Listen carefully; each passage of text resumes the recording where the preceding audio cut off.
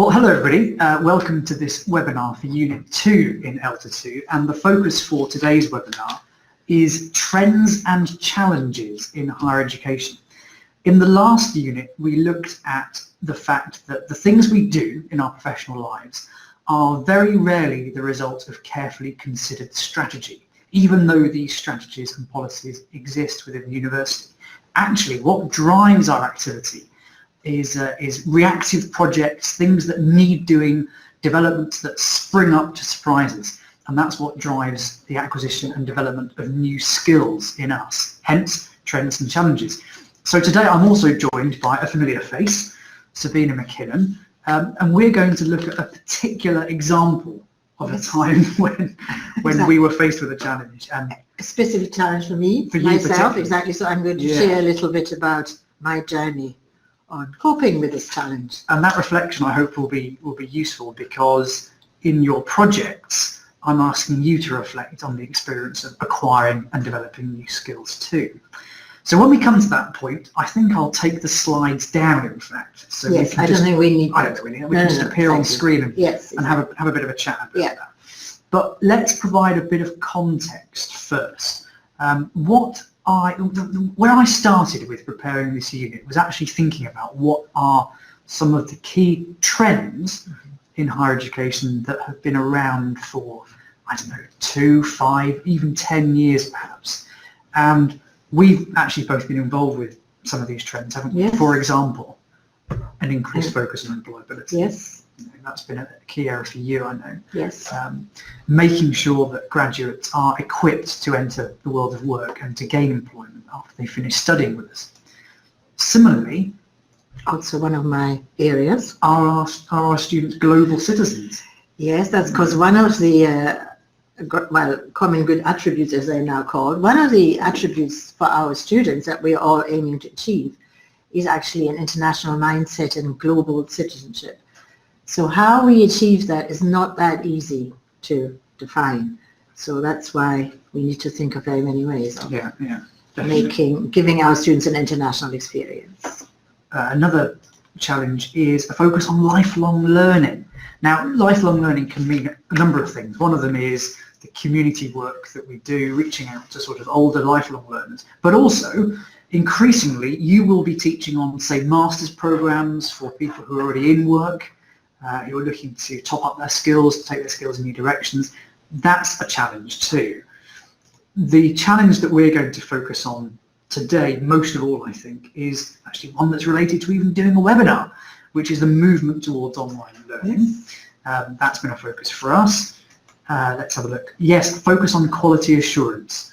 Things like having to be accountable, having to do various assuring exercises like module monitoring, these kind of things, creeping up on us more and more to do with our day-to-day lives. And in the last unit, I talked a lot about metrics and league tables too, having to measure yourselves against the competition. And the emergence of new managerialism, by which I mean having to do things like performance review and setting individual targets for your own work.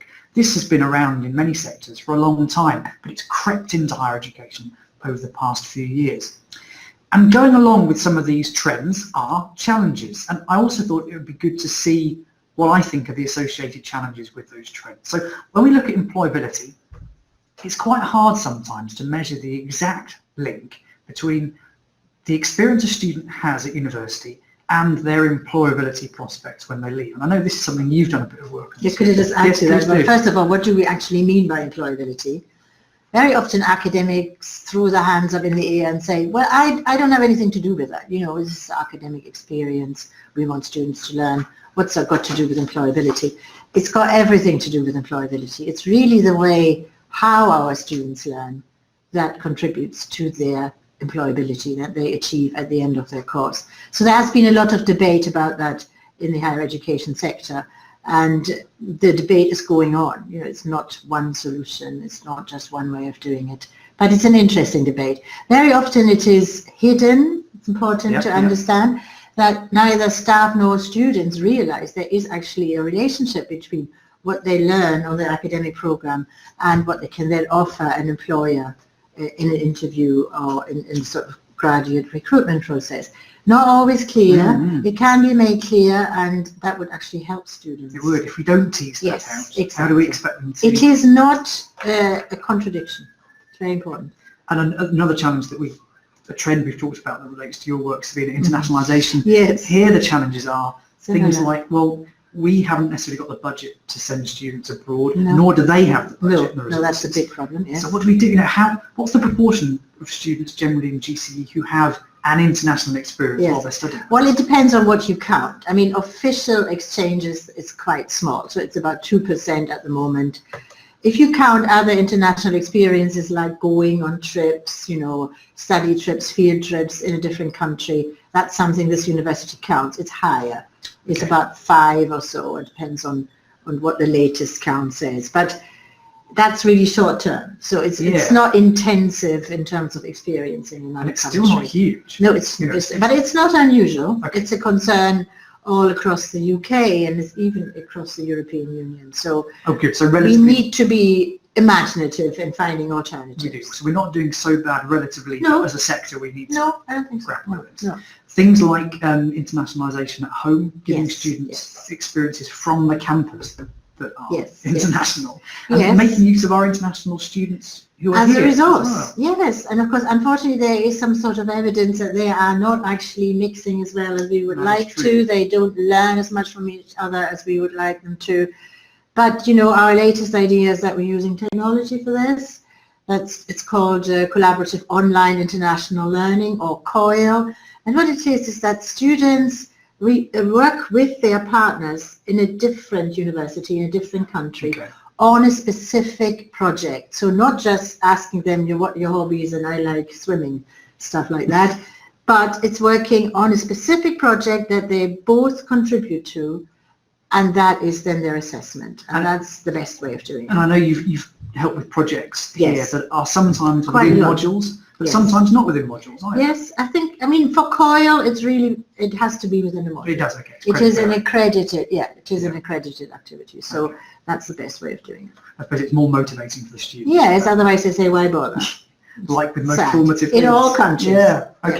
Yes. The focus on lifelong learning, if we're going to have professionals come in and study with us at, say, master's level, we need to be flexible to accommodate their needs. And sometimes the HE systems that we have are not flexible. So we need to also understand perhaps ways of recognising informal achievements, recognition of prior informal learning, we call that. And actually GCU are, I think, sector leaders in that area, Yes. which is good news. Mm-hmm. We'll come back to online learning in a few moments, but the key challenge here is we need to support staff to develop those skills that they need to be online teachers. I think there is sometimes an assumption that staff can just go out and do it.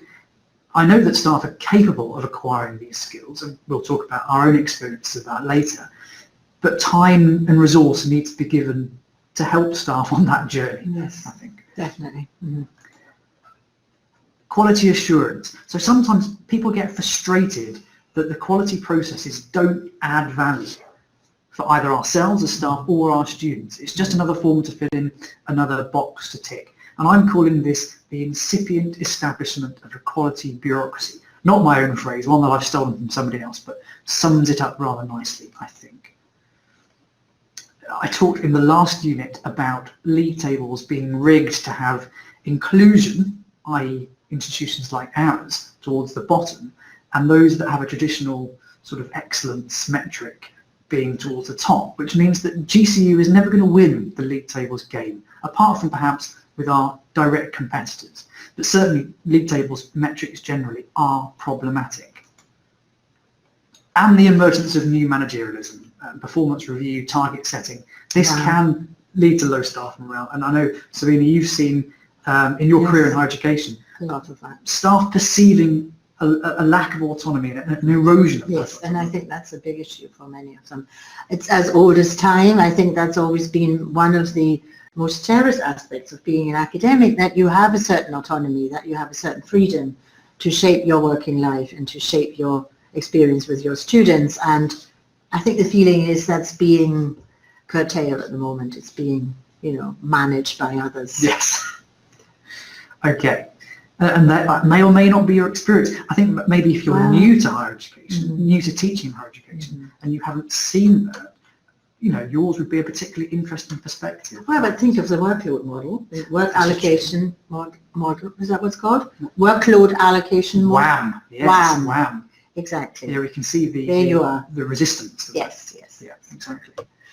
Okay. Now, when I was putting this unit together, I came across this article from 1976, and you can see it's called Teaching and Learning in Higher Education, Recent Trends in 1976. And I'm afraid I couldn't download the whole article because it's not in our archive on GC Library, but you can just see peeking up the abstract there. And this article articulates that during the previous decade, i.e. the mid-60s, late 60s, early 70s, there'd been a completely new approach to teaching and learning methods in higher education. Instructional systems had been questioned. This was a brave new world. New things were on the horizon, and that the search for more effective alternatives had gained momentum. So what I asked people to do earlier on in the face-to-face workshop, and what we're going to share with you now, are some of those effective alternatives that they were thinking were coming in 1976. And actually, Sabine, I know that you were, as you revealed earlier, you were studying. In fact, I think I was a student in 1976. And you come over from Germany to the UK in 1976. No, I was still a student in Germany. I was in the UK for my year out. Okay. Yes, exactly. Yeah. So, but obviously my learning experience was shaped by the way I studied in Germany. Of course, yeah. And looking back, what were the defining trends in your student experience at that time, do you think? Yes, I think I said earlier, I think at that time, in the heady days of the 1970s, it was all about student protests, it was all about students finding their voice, and I would say in particular, that was the trend that was only going to get bigger, and that was about the student voice, students having an influence on anything, on committees, on the way students on the way universities were run, on curriculum design, etc. Up to then, it was very traditional, so that students did not really get asked. But I would say in the 70s, certainly in Germany, and I think in Britain too, because I was in Kent, at Kent University, I think they started to be very noticeable, and their voice was getting stronger and stronger. They said, what about us? And to a certain extent we take that for granted now, because our students are part of all our planning exercises. They're represented on committees. I don't think they had any committees where students officially had a voice. So that was the trend, and it started then, and I think it's totally embedded now. It is. It's mainstream. It's funny, you're right, except that this worry about the student voice not being heard is with us still. Funny enough, isn't it? It is. We're still trying to find ways to... we're starting from a different base. We're starting from a different starting point. Because what we maybe feel is not sufficient would have been a brave new world in those days. That's true. So we have moved on, I would say. It's still an issue, and I think it will always be, and has to be. It should be at the heart of everything we do, student involvement. Okay, so let's have a look now what things Marcel L. Goldschmidt identified in 1976 as on the horizon. Let's have a quick look. So, student autonomy. Yes, there we are. Yes. Right. I didn't actually see that. But also increased use of multimedia. Now, multimedia at the time may have been videos, I guess. That was maybe a radical. Yeah. And again, that ties in with new systems delivery, Open University gaining traction.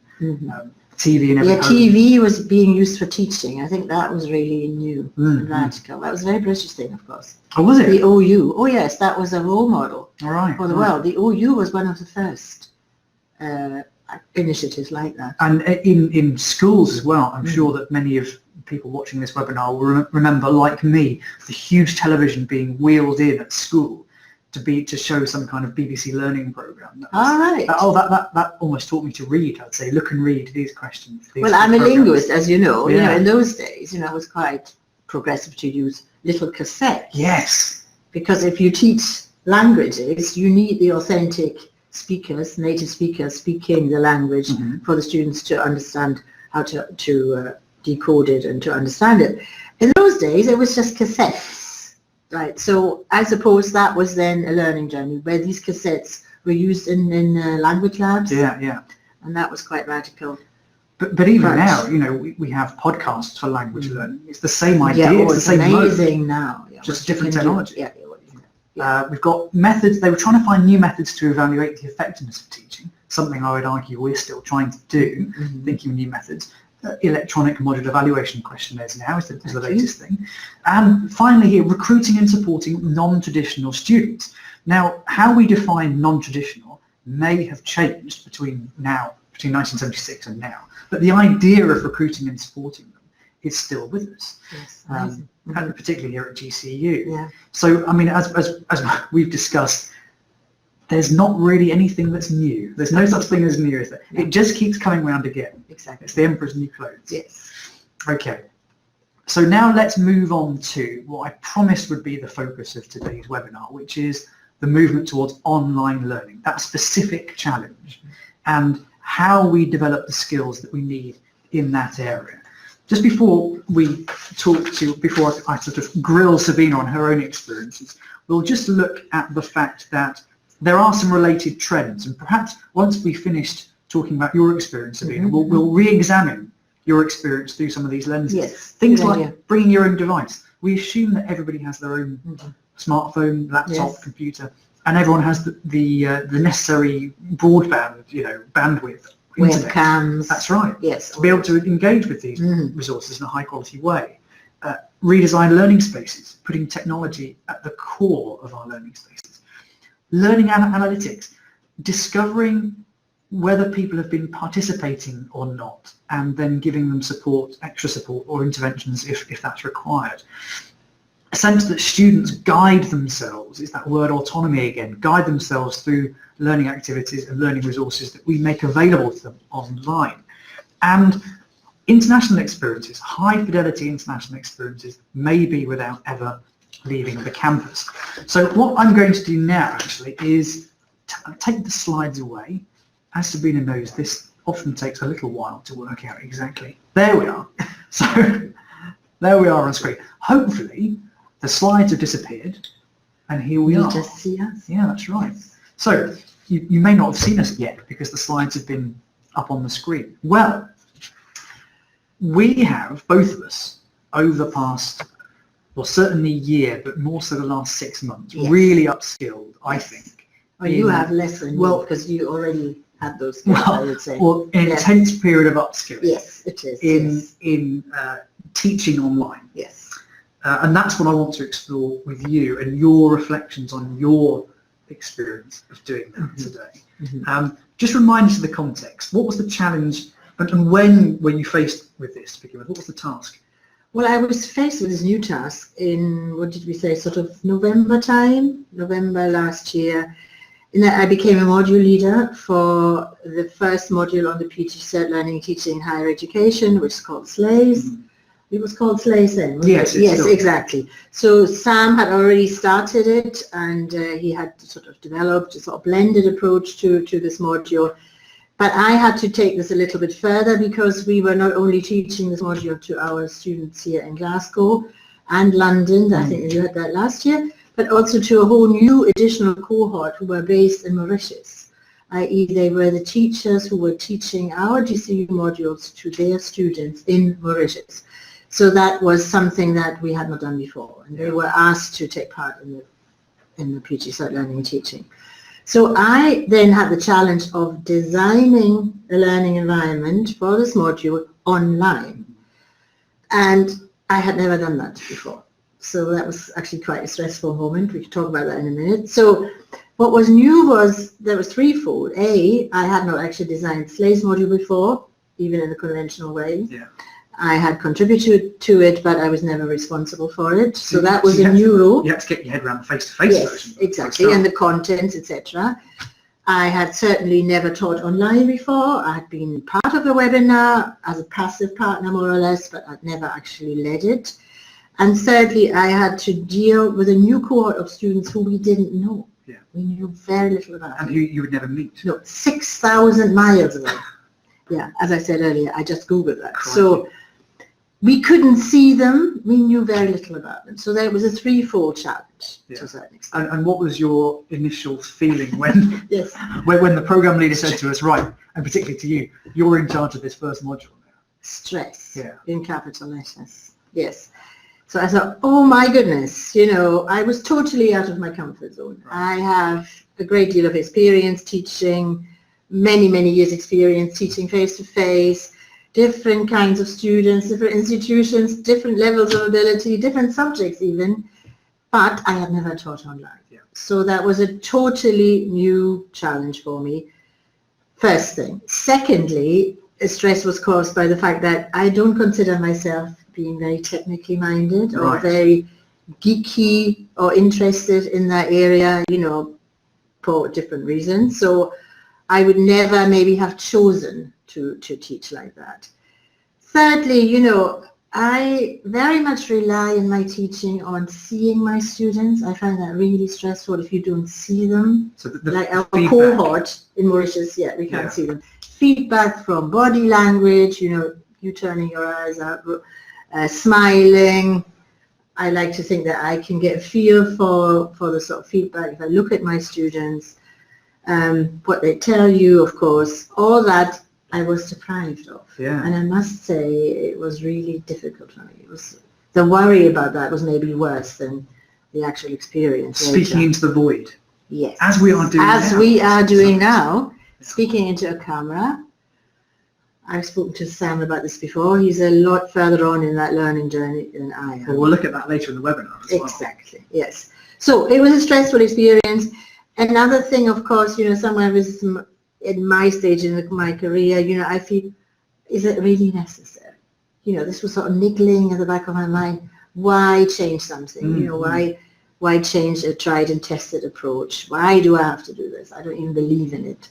So that was stressful. Okay. So where did you start? I mean, you had to start somewhere. Yes, I Because had you to couldn't just start it with you. You know, you couldn't be stressed into complete panic and... No, I had to deliver it. So this was Right. November and we had to do it in January. It had to go live in January. So it wasn't an awful lot of time.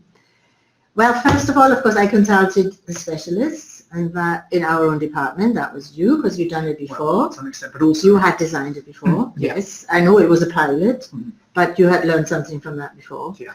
And I looked at all of that and I thought that was very helpful. We also have, of course, our own specialists in the department, Sheila and Jim, who you have met before, haven't you? So they are specialists. I asked them what they would advise, and I also find it very much as a sort of team effort. You know, we are working on this together. Gives you a feeling of you're not totally on your own with this. So I asked you, and you instructed me in a very patient manner and showed me what you had done last time and how we could transport it into the new iteration of SLAYS. And to a certain extent, I made it a bit more difficult for myself because I wanted to make it mine, well, but so to speak. Again, that's a sort of signature approach that you have. Yes. I know you're not very keen on just recycling other people's No, I material. don't like doing that, and that added to my stress. Yeah. I wanted to make it a bit different because a colleague of mine, very well-meaning, said to me, well, you can just do what we did last time. I didn't really want to do that. So it was a bit of pressure. But... So what were the first challenges? You know, what were the first hurdles that you needed to leap over? I mean, because you had to do quite a lot of that before it went live in January. Oh, yes, I did. So I had to, first of all, learn how to work with GCU Learn. Right. Within the GCU Learn environment. Yeah. I had never used it. I mean, I think I sent stuff to you, which you then put on GCU Learn. Yeah. I never even done that. Well, you hadn't been a module leader, in fairness. No, I had never been a module leader, but I had been part of other modules in the university, and so I had seen it and I made announcements. But that's as far as I ever got. But working every day with Blackboard, you'd never done that before. No, I had never done that before, and I had to learn everything from the simplest thing to the more sophisticated things. So that's how I started. I had to learn the technical side of it, just get a feel for it, and I got advice from specialists. And what I then did is, and I think no one can find a way around that one, and that's practice. So once you had shown me a few things, I just went off and practiced that in my own time. In fact, I think I said to you earlier, it had a bit of a negative effect on my Christmas holiday because Wow. I took quite a lot of time to work with it. But it was good, you know, and I needed to do that in order to feel more comfortable. And I'm sure you made lots of mistakes along the way. Oh yes, and you As we all know, do. that's why it took so long. Right. Nowadays I can't really understand why I needed to take so long, but it was necessary. Yeah. And you make mistakes, you suddenly delete things that you didn't mean to delete and it was gone and you had to do it all again. So it was not easy, but you know, you have to persevere. I don't know whether you are planning to put stuff online to use some of the learning that you have now had in the module, in the ELTA module, to use with your own students. Then I would always say, don't give up, persevere, practice, and you get there eventually, as I did. I hope it wasn't a wholly negative experience. No, definitely. Oh, definitely not. No. And again, we spoke about this earlier. You know, I think it was good to get over this pain threshold because you feel more inspired afterwards. You know, I think it's a very good feeling that you have done it. Yeah. And that you can do it. I said earlier, I didn't have a great deal of confidence in my own ability to use GCU Learn and to use it creatively, but I had to prove to myself and to others that I could actually do it. So that's a good feeling. And it doesn't really matter what stage in your career. It's always good to try something new, and it's refreshing, it's motivating, it enhances your skill set, it enhances your approach to learning and teaching. It basically makes you a better teacher. And I think it adds a tool to the set of tools that you would have already. And now we're sort of 8 or 9 weeks into Yes. and you know, I'm sure you feel much more on top of it, and you feel like Yes, oh I do, yeah. And do you feel that sense of accomplishment that Great. you're in charge now, you're in control? Oh, definitely. Yes, definitely. And, you know, Sam used to scaffold my experience very carefully, you know, only a little bit at a time, and I've now added to it. And I would say I can do it more or less on my own. I think you have stepped back a little. It's very rare questions. Yes. How do I do this? Yeah, there used to be lots and lots of questions all the time. But that's natural. I mean, we were also talking earlier about how do you, when you need to learn a new skill, where do you go? Yes. And often you go to Google and you ask questions. Of course, yes. But if you can just ask a colleague sometimes. Yes, I think that really helps, yes. You know, someone on hand to show you what to do. Exactly. And of course, we're a small department, we can just ask someone next door. On the other hand, you don't want to bother them all the time. True. That was also added to my stress, that I felt quite embarrassed to have to ask all these questions all the time. I always felt I should really know that.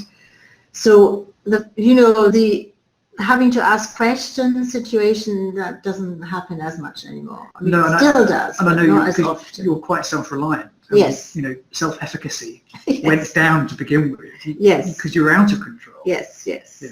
And, you know, the more you do it, the more confident you become. And also the more sort of enterprising you become, I would say, adventurous. And I actually changed some of the module, I changed some of the contents, I certainly changed the materials on the module and found them myself and you know, created a new environment. So I became quite confident in doing that. I think there's something here as well for people who are supporting an individual in their skills development as well, which is, you know, you did ask a lot of questions before Christmas because you were completely new to it. Yes. But actually, if you, as the person supporting, invest some time in that person, the payoff is very good because very quickly, in your case, you stop asking the questions and you start doing it yourself. Yes, exactly. And that's really a good learning and teaching experience in a way. It's a model. Yeah. You know, how you can mentor your own students and prepare your own students and guide your own students. And your own colleagues as well. So, yes, your colleagues, and step back gradually and let them get on with it themselves. True. Always being there, I think, as a sort of source of information and sharing wisdom. When you're at that crossover point of not really needing much help anymore, you still knew that you could get help if you needed it, which is nice, isn't it? Yes, exactly. It's a bit like a parent. They're always there in the background if things go wrong. Yeah. But that, as you said, that's a good teaching model. Perhaps. Yes, I think just so. to gradually give them freedom. Yes, exactly. So, what have I enjoyed about it? As I said, you know, it helped me reflect on my own teaching, and I think I'm a better teacher as a result of that. One of our colleagues said to me at the very beginning of my journey, she said, "Oh, don't worry about it, you will enjoy it." And at the time I thought, I will enjoy it, you are joking. there's no way I'm going to enjoy this. But she was right. I am now enjoying it. And it really helped me to enhance my own skill set, definitely. Good. It was good. It's still going on, of course. Yeah. And we haven't solved all the problems. No, but you've learned a lot. I have learned a lot. And what are the kind of key things that you think are worth sharing? Learning points. Yeah, I mean, learning points, I would say persevere. Don't make assumptions about your own ability and your own ability to change, to learn new things. Never say, I can't learn that anymore. You know, you're all young and at the beginning of your career. It's not what I am. So, you know, never say, I know how to do this now. I can't improve it. I can't change my style. Everybody can change their style. Yeah. So that's maybe something you would like to remember too, that once you have established a certain way of teaching, that's never it. You know, you can't always add to it, change it, to make it more interesting for yourself. So that's the first thing. The second thing is you have to persevere. Again, I sound a bit like a parent here. You know, don't give up very easily. Just try it. Mm-hmm. And if you fail, get up and try again. And that would eventually lead to success, I would say. You know, Correct. Perseverance, patience with yourself also. Bit of self-belief. Bit of self-belief, yeah. And even if that self-belief is not in this area, you can build it up in this situation, definitely. Great. Let's have a quick look at some of the elements of digital learning that I showed earlier. I'm going to bring that slide back up now.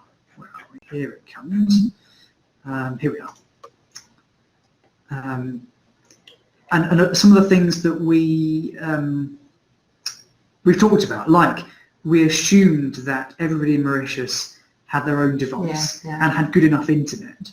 And that actually wasn't necessarily the case, was it? It wasn't the case. And that's something that maybe you need to take into consideration too.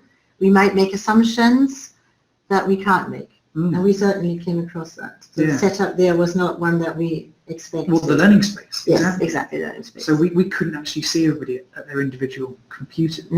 But we understood they were all in a room together. Yes, it wasn't ideal. And, you know, we couldn't actually see them even though there was a camera, because the camera seemed to be on the instructor, on the facilitator at their end, which wasn't all that useful.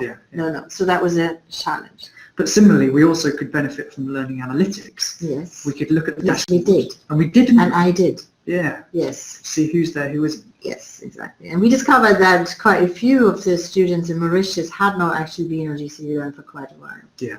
So we needed to address that in some ways, and I think we have. And funny enough, it was down to the human relationships we'd built up with individuals on the ground in Mauritius. Yes. And we know Helen had gone over from Glasgow to Mauritius. Yes. And actually building on the human stuff rather than relying on the technology. We're coming back to old-fashioned face-to-face interaction, yes. But again, you know, as a lesson, I would say, you know, use support if it's there, and it's always there. If it's not immediately obvious to you, you know, just try and find it. There are always people who can help you. If it's not within your department, it's maybe outside the department. That helped in our case. Yeah. Great. Okay. So my sort of concluding point from all that is this is not carefully planned CBT. You know, it's not going on courses or, you know, setting yourself targets over the course of the year. It's, this needs doing. Yes. And in doing this, skills will be acquired and developed. Yes, exactly. Yeah. And, you know, that was stressful at the time because it was a very short time space. On the other hand, it forced you to get on with it. It does, you know, it doesn't drag on forever. Yeah. And, of course, there's a lot of evidence, actually, that going to courses or going to one-day events are not very successful. No, they are not hugely effective. People go back to their own stuff and forget about what they learned in a day course. But an immersive this was continuous. It has changed you, clearly. Yes, it has, definitely. Yes, definitely. Okay. Great. Now, I'm going to post up into the chat box in a moment a link to a video that I'd like you to watch. And this is my own reflection, if you like, on my learning journey in the form of a video. It's a video of me talking to a lecturer in broadcast journalism. And she has helped me to sort of address some of the uncomfortableness I felt to begin with about presenting to You camera. wouldn't think so. You Well, wouldn't think but so looking at your videos. I hope that over the course of time it has improved somewhat, and I'm certainly less anxious about it now. So while I'm going to post the video, and I'm going to ask you to watch it up to 11 minutes and 30 seconds. So I'm going to turn off our audio so that you can do that in your own time. And while you're doing that, grab a piece of paper and just write down some of the tips that emanate from the video that Christina, the broadcast journalism lecturer, addresses in the video. And then we'll come back and I'll ask you to think about what are the top tips from that video. So here's the video link, and we'll see you back here in 11 or 12 minutes time.